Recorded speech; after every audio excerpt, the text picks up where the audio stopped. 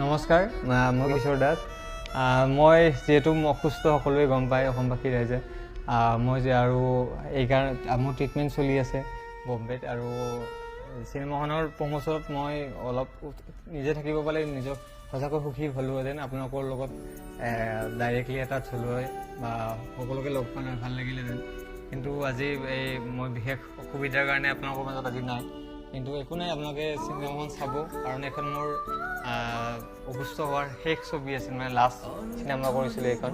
আৰু চিনেমাখনৰ বহুতখিনি মমেণ্ট মোৰ এতিয়াও মনত আছে, বহুত ভাল লাগে। কাৰণ চিনেমাখন যেতিয়া আমি কৰিছিলোঁ মাজতে লকডাউন দুবাৰ পালোঁ আমি। সেই লকডাউনত মানে এনেকুৱা কিছুমান পৰিস্থিতি হৈছে, মোৰ কাপোৰ চাপোৰ কণ্টিনিউটিৰ কাৰণে বহুত মানে প্ৰব্লেম পাইছিলোঁ।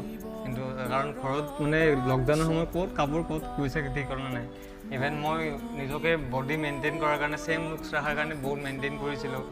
ডাইৰেক্টৰ সমীৰদাক মই বহুতবাৰ কৈছিলোঁ যে কি হ'ব, মই শকত হৈ পেলাই দিগদাৰ হ'ব। তাৰপিছত মই বহুত মেইনটেইন কৰি নিজকে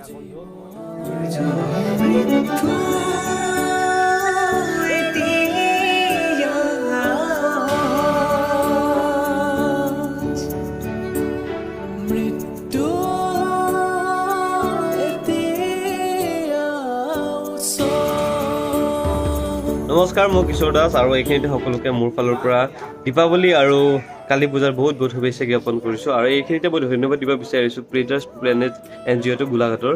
তেখেতসকলে খুব ধুনীয়া পদক্ষেপ লৈছে জীৱ জন্তু ছেফটিৰ।